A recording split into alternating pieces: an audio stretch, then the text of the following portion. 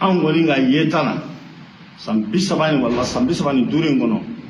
a ye sen caman kɛ tunu ye ka kun caman kɛ sen ye o y'anw ka faamuya ye n'a y'a sɔrɔ e bɛ se ka anw dɛmɛ an ni karamɔgɔkɛ ka se ka baro kɛ hakilimaya baro fɛn caman kan walanda caman kan o bɛ diya an ye kosɛbɛ an b'o ɲini e fɛ nka fɛn o fɛn a bɛ kɛ a contexte de kɔnɔ a bɛ kɛ a bonya de kɔnɔ a bɛ kɛ a karama de kɔnɔ a bɛ kɛ n'a sarituw de ye a bɛ kɛ silamɛw ka nafa ɲini de kama ka d'a kan ni maa fila gɛrɛla ɲɔgɔn na ka fɔ an k'a lajɛ nin walanda ye silamɛw tun bɛ kunpanna a la an k'a lajɛ Allahu subhanahu wa ta'ala ta ye min y'a la kira sallallahu alaihi wa sallam ta ye min y'a la silamɛw ka se ka bɔ kunpanna o ye ŋaniya ɲuman min ye n'aw y'o ta Ala b'aw dɛmɛ o la la maa tɛ bin o kɛnɛ kan maa yɛrɛ tɛ gaɲɛ ni Ala ye أعوذ بالله من الشيطان الرجيم بسم الله الرحمن الرحيم الحمد لله الذي أحيانا بعد ما أماتنا وإليه النشور بركة عليه ألمني أن سكنتي كبير أنا كم بنيا أن ينام يا كسر أما فيدي ألما وجولا نكوني على جامون تراكم هم بفرلوكا amba ñine ala fa ala ka si jani barka ala ko dama ni le mane ana nyasran ala ka labango ñuman dama ala kan sutura abal maka do toujours Facebook sans faire Aboubacar Sidiki Konaté wahabia ke Konaté o wahabia ke Konaté ndone no to kam yo odi ambe ala dele ala mu yan sukanti ka on bo kare kono mana kola kana ambla aka islamia norola ambo ala deli ko ala barkada ka deme yino ala fa ala kan sabati ni mo mi ala deme inshallah ala bi sin sabati ala kan fara mo ko mumbe ala deme ala kan sin sabati anye wahabiyawi on est fier d'être wahabia an kera yi kunu nanga jinsi ye na sumo ye na am bangi bo ye alhamdulillah an yaraba ku ya ye bi amma ni ala fe sebe ala ye shini ala kan na zuriya ka ye ambo di ñini ala fe amma se ko damayra ko la zuriya ka se ka ke oye anya wa biawo inshallah fo kata suko fo kata duguje bamano ba fo ko fo fini bo fo ne rabo na ma jam ko mi bi refa inshallah anya wa biawo an kun korta le no nayi an kun korta le no nayi shu an kun korta le nayi kli dum na ni magani midin nulu bora wa ya la ambe boala malla me tan ko lu bala ambala inshallah ay maliki yawdi imam maliki ka kaida do bi maliki ka kaida do bi atefa ki usi bolo ni imam maliki te dalu ta rabbil bil ba o dalu ta royi join o de al amalu ahlu madina ko bara maliki ni aya jema mana kitimuna ni hadisa jelente muna ko do la ra abeni nyatime hadisa kan maliki be magan kaw ni madina kaw ka bara abota ko ke daluye wa chamane be imam maliki ga kitila jaja islame jaja amisa daluta madina kaw ko jaja ambe daluta magan kaw ko alhamdulillah alamu ya magan ke wahabiya duye alamu ya magan ge wahabiya duye ka medin ke wahabiya duye ka on ke wahabiya mallaya ambo ala barkada kange islamaya ma dawma kange wahabiyai ala ambe alafu bari wama tashauna illa an yasha Allah rabbul alamin jebe be ala de rola aradi sona ala ko man yuridi Allah bihi khairan yufaqihu fi din okuma o wahabiya kay ni sigle fle ambi kira ko ala ko alayhi salatu wassalam ala ko kira ma alayhi salatu wassalam ako dina mun fle ni niya dima iki takel la seli e kishili ikandali o benne de bulu ke e kolosi o benne de bulu o de la don maga be benama ko kira alayhi salatu wassalam debna jinsi la debni aka bokulu la kana dondoni ala ma kira bo mogolangolo na annaso la unte islamawi ala ma kira bo mogolangolo ni la ala kira bo mogonyuma na ka kolosi azuriya la kana kolosi ayre bangele na debna dena ma ka atanga mana ko bema amata dongo korola amata mana ko la kana kira la ma tanga ala sudale ko tanga ne ala nana bi ni ala ye dina di madina ko ma o de wahabiya dinɛ ala dɛsɛra ka kira tanga ala ye kira tanga ɲinama mais ala nana dɛsɛ ka kira tama a baloli su dalen kafiru de bɛ taa seli aw kunna ye aw bɛ tila ka bɔ yan aw ka hiji la ka taa seli o kafiru kɔfɛ madina ye aw ye munafikidenw ye a y'aw sigi an ye wahabiyaw ye an bɛ to an ka wahabiya la inshallah sinon ni ne ye mɔgɔ min ye kafiri ni ne y'i jate k'i tɛ silamɛ bilahi lezi la ilaha gairu ne tɛ seli kɔfɛ wa o de y'a kɛcogo ye mais aw bɛ bɔ yan ka taa aw ka hiji kɛ yen a bɛ taa seli wahabiyaw kɔfɛ alhamdulillah an kɛra wahabiyaw ye sigi kun tɛ o ye nin y'an tɛmɛbagatɔ dɔrɔn ye bi sigi kun ye Sheikh Laji Tijani Sangare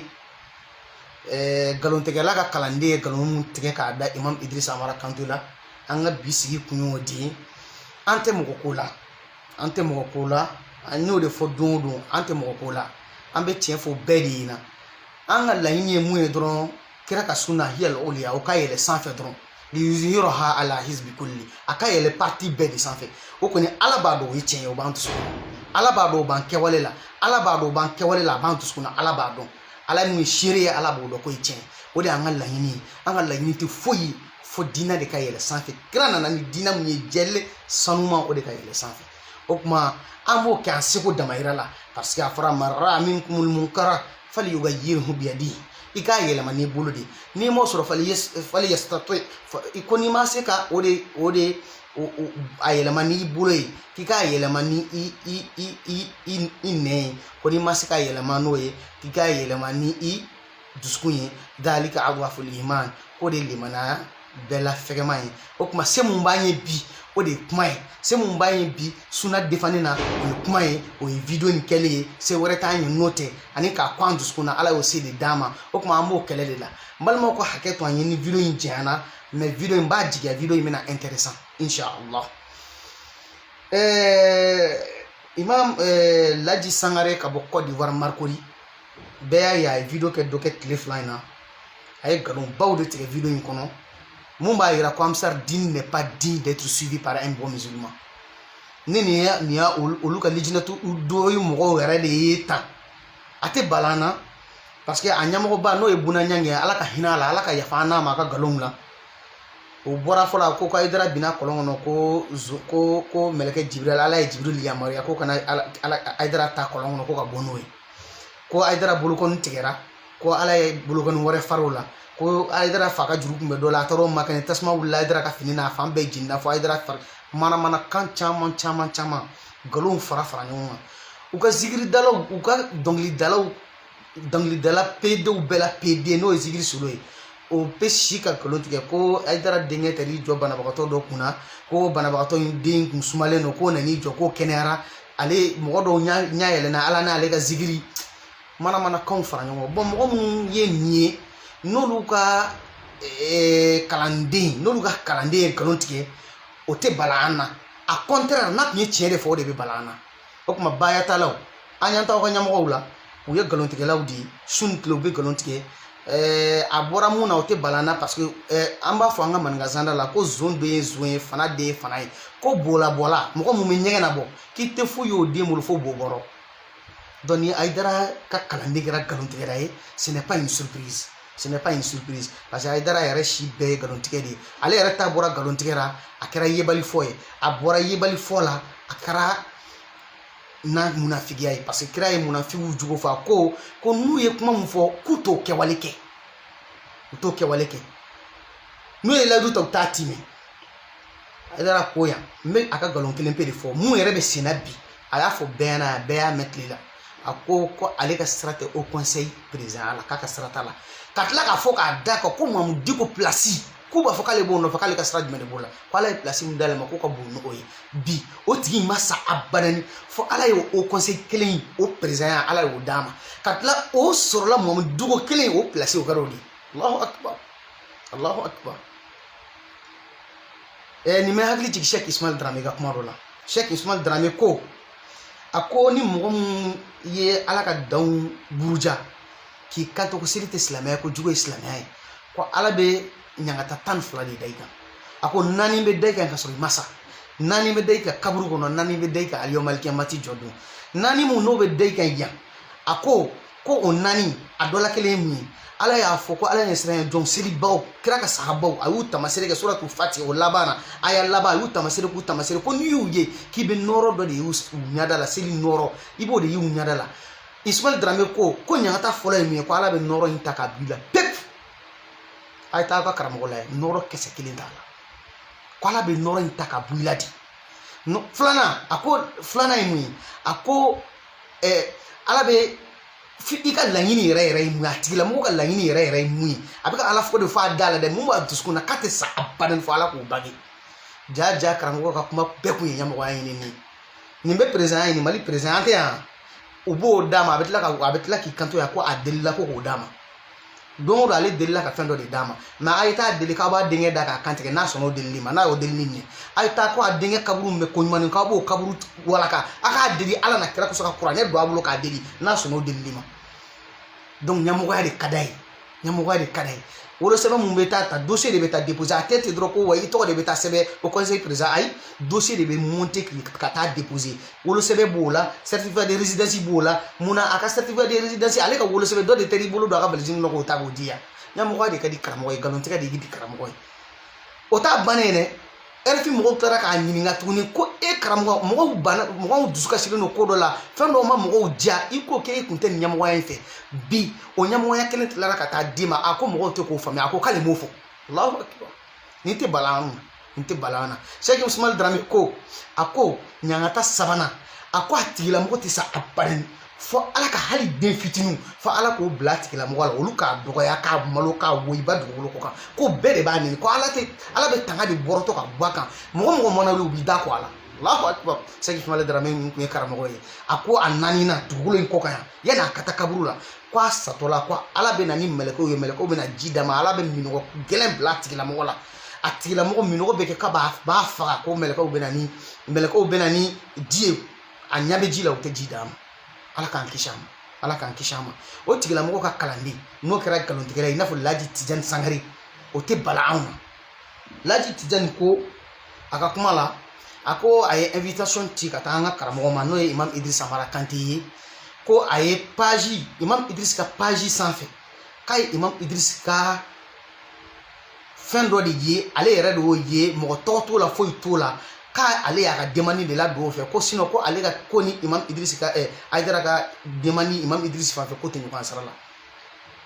a ye nkalon de tigɛ page Facebook sanfɛ bɛɛ b'a dɔn a bɛ constituer cogo min na karamɔgɔ ka page bɛɛ b'a dɔn a bɛ constituer cogo min na n'anw kalandenw tɛ dɛ anw yɛrɛ de kɛlen don k'an ta constituer an yɛrɛ de bɛ vidéo bila kan an yɛrɛ de bɛ commentaire kɛ sinon Serifula Duba Duma o page bɛ yen Aidara ta tɛ Aidara tɛ son bila kan a tɛ kuma kan administrateur de bɛ son bila kan kelen Kabala Mali u bɛ yen u b'a dɔn u ka page de don Aidara tɛ son bila kan a administrateur de bɛ son bila kan mais a bɛɛ bɛ Aidara tɔgɔ la Cherif Ousmane Madani Aidara ka page officielle bɛ yen u b'a dɔn Aidara tɛ page fɛn bila kan administrateur de bɛ wajulu bila kan o ɲɔgɔnna bɛ yen Mayi Watara ka page officielle bɛ yen Nanja ka page officielle bɛ yen Amin de Mayi Watara ka page Club des Amis de Mayi Watara ka page Mayi tɛ vidéo bila nin si kan o bɛ cogo min na Imam Idriss ka page bɛ yen administrateur de b'a la olu de bɛ vidéo bila olu de b'a commenter Imam Idriss ka sira foyi tɛ nin na a t'a commenter a tɛ vidéo bila donc i ye administrateur ka commentaire de lajɛ ka t'i bala o la ko o ye imam ka page ye ko imam yɛrɛ de y'o bila k'a sɔrɔ ko in kɛra le 2 mars ni ma fili le 2 mars ko in kɛra o de la ko in kɛra ka sɔrɔ san kelen Imam Idriss bɛ ka mɔgɔw invité débat Imam Idriss bɛ ka Aidara ka nkalonw ta k'a décortiquer misiri kɔnɔ a ka darisiw la a b'a décortiquer ni hadisa ni kuranɛ ye cɛ si ma sɔrɔ mun b'a fɔ ko amisari la kɔngɔ ye k'a bɛ ka mun fɔ ko ye nkalon ye hali bi cɛ ma sɔrɔ dugukolo kɔnɔ mun k'a ye nkalon tigɛ mais kuma min na Imam Idriss mɔgɔw fɛn na u bɛ a critiquer u bɛ page in critiquer u b'a critiquer wulila k'a fɔ ko yanni Imam Idriss k'i ta kɛ critiquer le Facebook sanfɛ ko Imam Idriss tɛ défi lancer Aidara ma mun na ko parce que Aidara yɛrɛ de ko n'i ma ka kuma faamuya k'i k'a sɔrɔ yen Imam Idriss y'a fɔ ɲɛna k'an sɛgɛnna an y'a ɲini ka dɛsɛ an ye karamɔgɔ ɲini ka dɛsɛ an yɛrɛ ka karamɔgɔ ɲini ka na n'a ye an ka se ka débat kɛ parce que an y'a laɲini k'an n'a bɛ sigi ka dɛsɛ donc u ye nin critique kɛ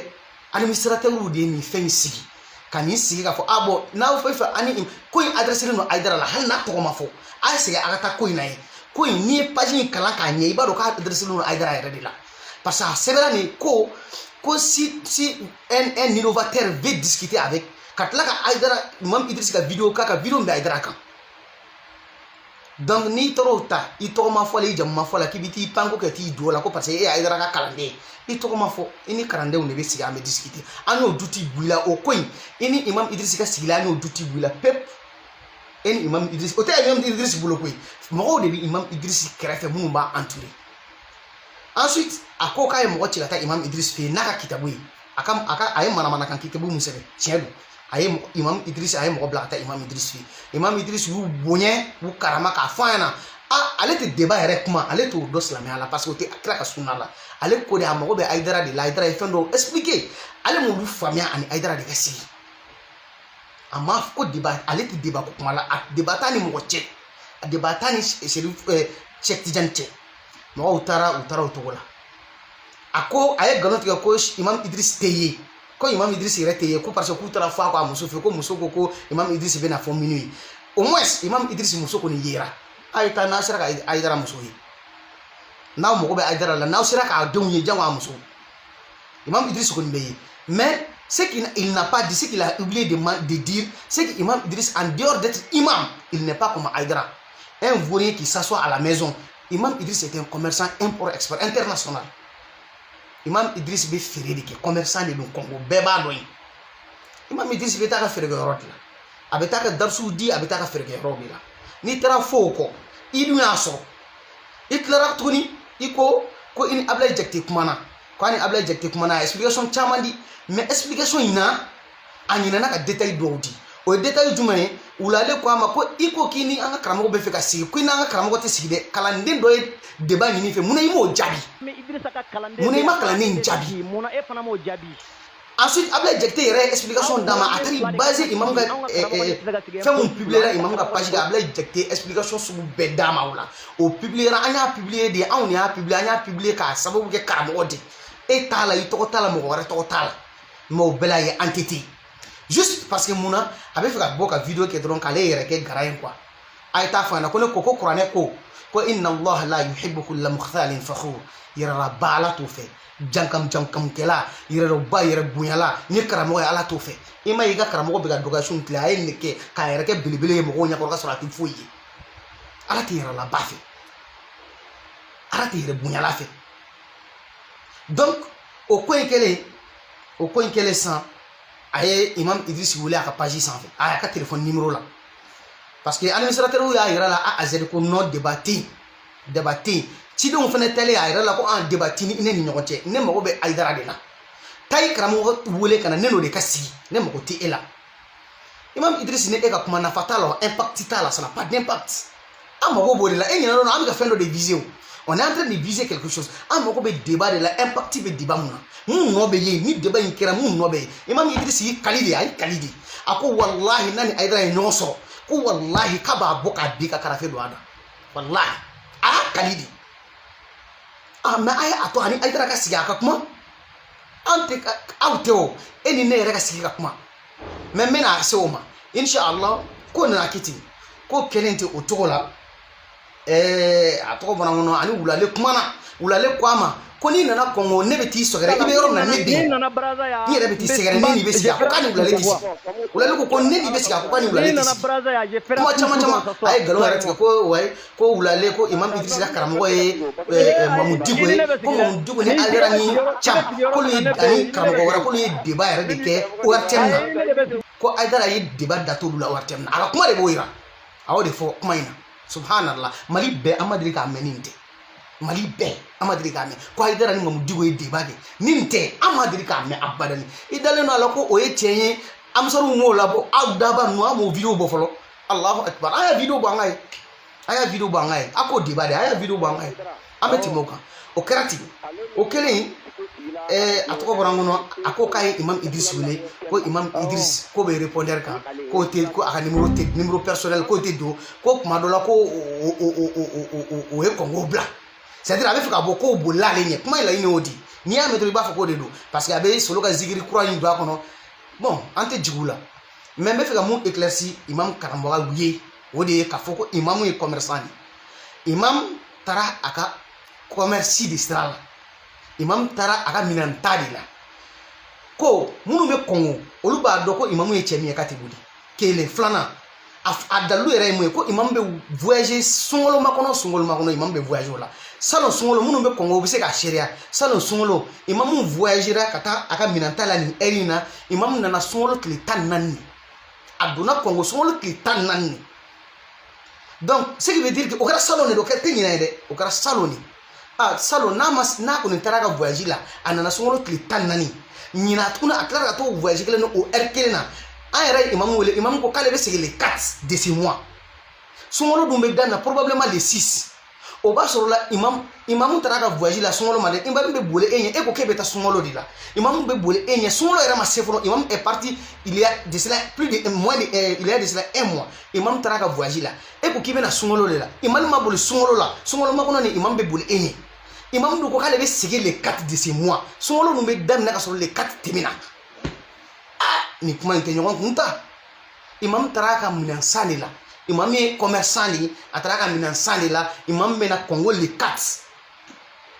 imam bɛ don Congo le 4 de ce mois imam da yɛrɛ de ko ale bɛ don Congo le 4 de ce mois ale yɛrɛ tɛ segin Tijani ka nin ko ninnu kalama koyi ninnu y'ale bolo manamana kow di donc en global ko in fɛnw de filɛ nin ye ko donna cogo min na ko bɔra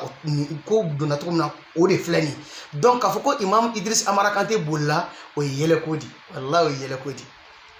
Cheikh Tijani de bɛ boli wallahi Cheikh Tijani de bɛ boli Cheikh Tijani Sangare Ibrahim Fofana la Guinée a ka numéro bɛ n bolo n b'a wele n'a ye n diya n b'a bila direct la mais direct la n b'a bila direct la san wallahi Ibrahim Fofana a bɛ u tun bɛ groupe dɔ sanfɛ groupe in tɔgɔ ko Hiwarul Maftuh n'i m'a fili groupe in tɔgɔ ye y'o ye groupe in u bɛ groupe in sanfɛ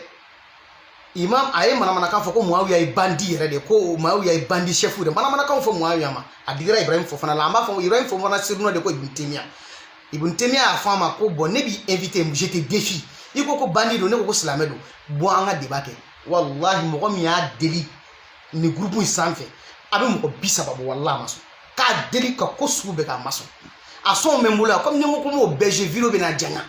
a sɔn bɛ n bolo wallahi a ma sɔn k'a deli ka ko sugu bɛɛ k'a ma sɔn cɛ ka sɔnni a bɛ n'i bolo d'a ko walasa a ka sɔn débat ma a ma sɔn ale de bɛ boli a ko wayi k'ale tɛ débat ko fɛ mun na ko parce que ko ye denmisɛnnin ye licence de b'o bolo diplôme yɛrɛ t'ale bolo mais licence de b'o bolo Jamia la Médine a bɛ k'a ka master de kɛ bi ɲinan a bɛ k'a ka master de préparer mais a ko niveau t'o la diplôme t'ale bolo yɛrɛ juste parce que ko wayi k'ale ye livre dɔ sɛbɛn ne y'o de fɔ n ka kuma la o a nkalontigɛla ka kalanden tɛ dɔwɛrɛ fɔ nkalon kɔ k'ale ka livre in k'o de livre in dilanna ko livre in dilanna Égypte k'ale ka livre in dilanna Égypte de ko égyptien mun y'o ratifié ne ko n ko a tɔgɔ bɔra n kɔnɔ a ka livre ko in bɛ ne hakili jigin fɛn dɔ de la o ye mun ye tuma min na Muwatta Malik tuma min na Imam Maliki b'a ka Muwatta sɛbɛn a ye san caman kɛ a bɛ ka Muwatta in sɛbɛn a y'a ye Muwatta sɛbɛn Muwatta bannen a sɔrɔla ka taa Muwatta di Harun Rashid ma bon Muwatta di Harun Rashid kɛlen ka Muwatta kalan Muwatta ye sanga sɔrɔ kosɛbɛ mɔgɔ caman ko Muwatta fulani mɔgɔ caman ye ka Muwatta sɛbɛn mɔgɔ caman ye Muwatta sɛbɛn Muwatta fulani karisa ka Muwatta u nana Harun Rashid nana Imam Maliki fɛ yen a ko Imam Malik a ko nin bɛ cogo min na n bɛna bɛɛ de kɛ Muwatta interdit fana kɛra e ka Muwatta ye e ta in de kɛrɛnkɛrɛnnen don i ta in de kɛrɛnkɛrɛnnen don kosɛbɛ kosɛbɛ n bɛna bɛɛ ta bɔ yen fo e ta Imam Malik ko rahimahullah a ko Harun Rashid ma ko a kana ko kɛ ten k'a k'a to yen ten a ko mun sɛbɛra Ala kama k'o de bɛ to yen mun sɛbɛra Ala kama k'o de bɛ to yen Cheikh Tijani ka livre kitabu in n'a y'a sɛbɛn kitabu in yɛrɛ bɛ n bolo komi wulili n tɛ se ka déplacer ka taa n ye kitabu in kalan foyi t'a kɔnɔ a tɔgɔ bɔra n kɔnɔ kitabu in sɛbɛnra fɔlɔ ka radu kɛ mɔgɔ dɔ de la a ye radu kɛ an ka karamɔgɔba n'o ye Cheikh Imam Yakub Dukure a ye radu ko de la hasidiya ma parce que o ye kuma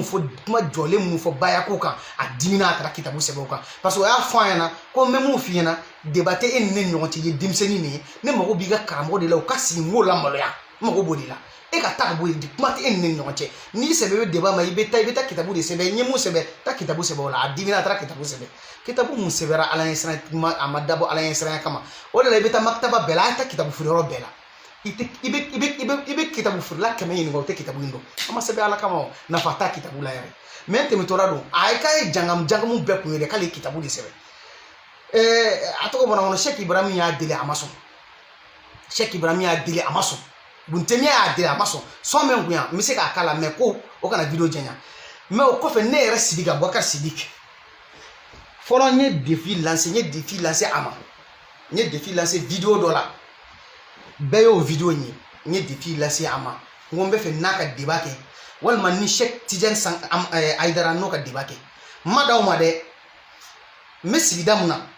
amsar chezi ngule lantara so luma ngombe fe ka debake Cheikh Tidiane demani me mulo ka déposer ou maso nga demani ni bon aye Cheikh Tidiane nga numéro jan Cheikh Tidiane Aidara aya ka numéro jan me debake nay baye islamia dongay baye islamia dongay ou maso ngo bon ngoni en seko ke nana awma amaso nga demani ni aka ka numéro jan amaso nga ka numéro jan ntara o to kelena waso ni vidéo ke pour inviter ou flabe vidéo ina mais Cheikh Lay Sangare ka numéro kuntemulo Lay Sangare ka numéro kuntemulo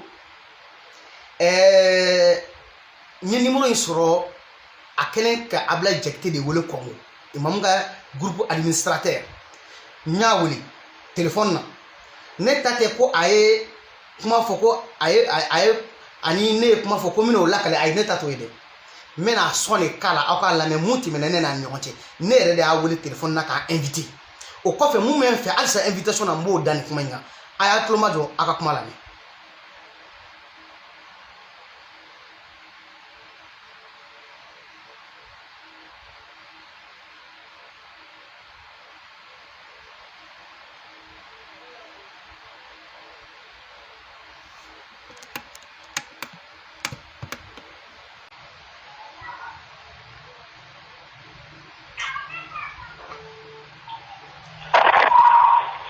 Allô? Sangare.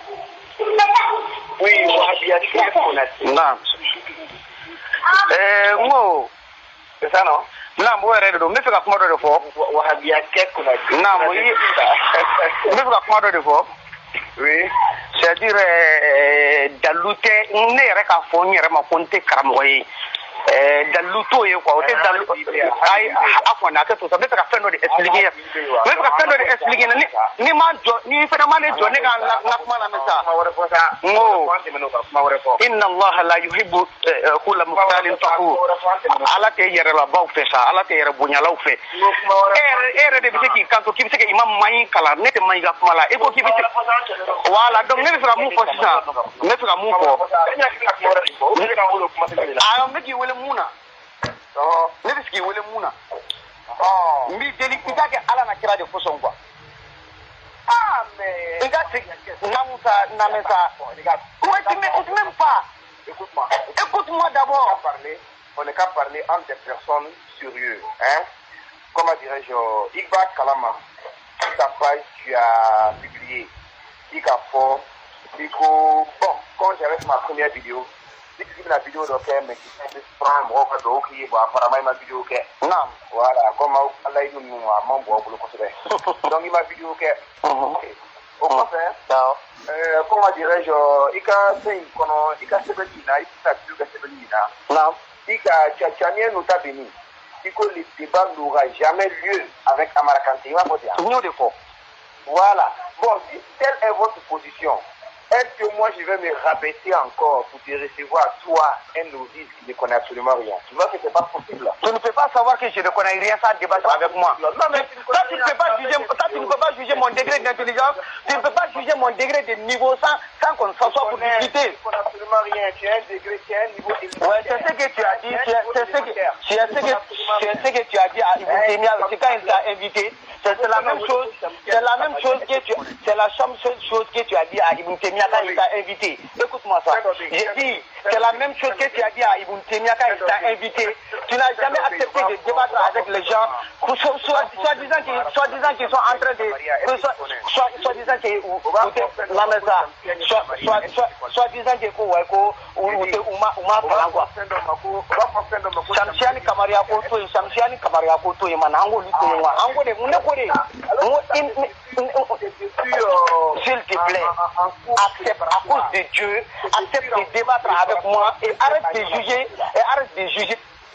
Voilà, mes vidéos indé pour que fait un adjanya. Ni yɛrɛ de y'a wele téléphone na comme peut-être a son man bon kosɛbɛ. Ni yɛrɛ de y'a wele téléphone na n y'a enregistré. N y'a wele siɲɛ fɔlɔ la o kɛra 6 minutes. N y'a fɔ a ko bon n bɛ ka vidéo in enregistré. Mini invité débat la. I ye Imam Idriss invité ne y'i invité fɔlɔ i man jaabi. N'i ka numéro sɔrɔ n yɛrɛ de bi n'i wele téléphone na k'i invité débat la. I ka sɔn ne n'i ka sigi ka débat kɛ. A ye mun de fɔ? A ko ne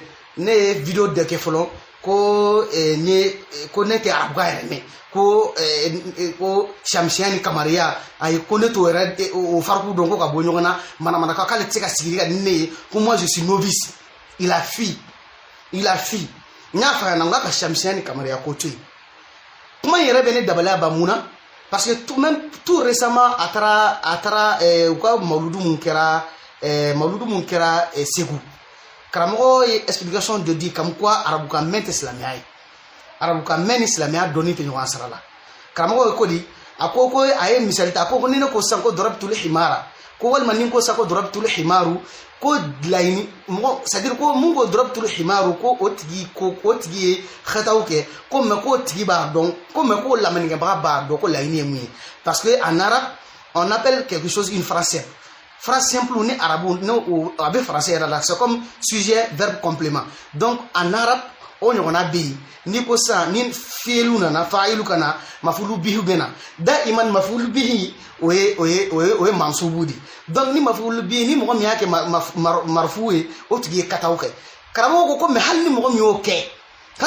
kɛ ko laɲini i b'a dɔn ko a tigi ka laɲini ye mun ye donc karamɔgɔ bɛ fɛ k'a jira ko arabukan mɛn tɛ silamɛya ka sɔrɔ o ye kalon de dɛ comme an t'o kɛnɛ kan an t'o babu la an ka tɛmɛ o kan mais o ka kalanden de ko k'a tɛ sigi ni mɔgɔ ye ko mɔgɔ min tɛ arabukan mɛn. Ne ko a ma lastu ustazan ana tilmizun jadid s'il te plaît n b'i deli ala a n'a kira kosɔn Cheikh Ahmad Tidiane n bolo kɔrɔtalen filɛ n'a lajigi Ahmad Tidiane Aidara denkɛ Ahmad Tidiane Aidara n bolo kɔrɔtalen filɛ ne Sidiki bolo kɔrɔtalen filɛ a y'a kɛ ala kama Laye Sangare Côte d'Ivoire na aw ma kɛ Amsardini ɲɛmɔgɔdenw ye Amsardini yɛrɛ wolo de y'aw ye n b'aw deli ala kosɔn a ye n ka défi accepter n'aw sera ne la n y'o de lawudu d'aw ma n bɛ baya ta kɛnɛ kan ne de ko ten n bɛ baya ta kɛnɛ kan inshallah kuma tɛ janya yɛrɛ parce que a ye défi lase imam Idriss ma ko fɛn 5 bɛ yen k'a bɛ fɛ ka ni imam Idriss ka sigi ko 5 bɛ yen a y'o énuméré ko k'a fɔ ko baya yɛrɛ tɛ kuranɛ kɔnɔ ko karamɔgɔ si tɛ se k'o fɔ ko k'a fɔ ko baya n'i y'a minɛ ko n'i ye baya ta k'i bɛ don arijinɛ ko karamɔgɔ si tɛ se k'a fɔ ko tɛ tiɲɛ ye ko mais k'ale a ye fɛn dɔw si tɛ se ko mais a bɛ fɛ ani imam Idriss ka sigi ka débat kɛ mun kan o de ye bayatul islamiya wajibi don wa wajibi tɛ silamɛya donkan don silamɛya donkan tɛ ne tɛ taa fɔ ye dɛ ne tɛ taa fɔ ye a y'a daminɛ mun na dɛ ne bɛ fɛ an ka sigi ka débat k'o de kan silamɛya baya a ye taara ka layidu 6 a bɛ kuranɛ kɔnɔ a tɛ kuranɛ kɔnɔ k'a t'a kɔnɔ ne de ko ten a ka bɔ an ka défi a ye bɔ Amsardini yɛrɛ wolo dɔ ka bɔ impact bɛ mɔgɔ mun ka débat la impact bɛ mun ka débat la n ka m'o de ma o dɔ ka bɔ o tigi ka ne défier ala n'a kira kosɔn ala n'a kira n y'o de fɔ ne ye imam Idriss Amar Kante ka kalanden de Mali la yani Cheikh Ahmad Tidiane ko a ka débat la ko waye ale bɛ Mani Watara kalan ale bɛ Idriss kalan juste parce que munna olu de bɛ ka tiɲɛ fɔ dɔrɔn a banna sinon Mani Watara ko kuma tɛ yan o an Mani Watara ko kuma kɛ o ne ko i ne de ka sigi ka débat kɛ ne ma Mani Watara ko kuma f'i ɲɛna i ko k'i ne tɛ se ka sigi parce que ko ne ye novice de ko ne tɛ foyi n b'i deli ala kosɔn n y'a f'i ɲɛna n ye kalanden de ala kosɔn ala n bolo 2 de bɛ n ko ye comme ni tɛ ala dɔn a kɛ Aidara kosɔn parce que a tɛ ala dɔn a bɛ Aidara de dɔn n b'i deli Aidara kosɔn Cheikh Tidiane Sangare n taatɔ de Côte d'Ivoire ni sunkalo tɛmɛna n'i ma sɔn ka appel laminali ma n bɛna n kɔrɔkɛ ci ma imamu dun a ka taa i ka débat ɲini fɛ n'i ma sɔn n bɛna déplacer Ramadan mana tɛmɛ bada Ramadan n bɛ taa Côte d'Ivoire fo marikori ka so kɔnɔ n yɛrɛ de bɛ déplacer ka taa débat ɲini fɛ n'i ma sɔn ni n ka caméra ni n ka fɛn de bɛ taa n bɛ taa filmer f'i ka du kɔnɔ n b'a publier o kuma défi lancé le filɛ nin dɛ n seginna ka défi lancé tuguni imam Idris Amarakati ka kalanden ne mɔgɔw ka hakɛ to ni video jɛyana mais ni mun ye cɛ amusarala ko kulusi b'o ju la a ye bɔ o ka ne défi impact bɛ mɔgɔ min ka débat la impact bɛ mun ka débat la n bɛ dan nin yɔrɔ la fɔlɔ inshallah ne wama ya'lam junuda rabbika illa hu muna ne nana nin cogo in na muna ne nin position in ta muna n bɛ tan muna ɲɛ a yɛrɛ kɔn dusukun na k'a sɔrɔ ala dun ko silamɛ i man tɛ ka silamɛ an b'o kalan de bɛna an ka préparant de classe la ko baliku mukhalafu k'aw bɛ wajibiya ka an yuhibba lillah a ka kanu de kɛ ala kama wa yaghdab lahu wa yarda lahu wa yaghdab lahu k'a ka kanu kɛ a ka kɔni kɛ a k'o bɛɛ de kɛ ala kama a ko kɛ ala de kama a ka wa ya'muru bil ma'ruf wa yanha 'anil munkar a ka o bɛɛ kɛ ala ko de kama a n'a kɛ ni dingo la mais ne ta ye ni dingo kɛlɛ de don wa ou bien Aidara ɲangoya de bɛ ne la n bɛna na o kuma ye video surumani na k'a yir'o la ko fɛn fɛn bɛ Aidara bolo o ɲɔgɔnna bɛɛ bɛ ne bolo mais fɛn de tɛ diinɛlatigɛ masiri tɛ foyi ye bal ne ta in ka wusa n'ale ta ye parce que ne ma association créer ne ye n ta ɲini ala ye baara dɔ de nɔgɔya ne bolo la baara kɛ ala ye ne faamuya baara dɔ la ne ye n ta sɔrɔ o de la fɛn fɛn b'a bolo o ɲɔgɔnna bɛɛ de bɛ ne bolo ne tɛ ka hasidiya foyi la n bɛ fɛn dɔ de nɔfɛ kira ka sunna o de ka yɛlɛ sanfɛ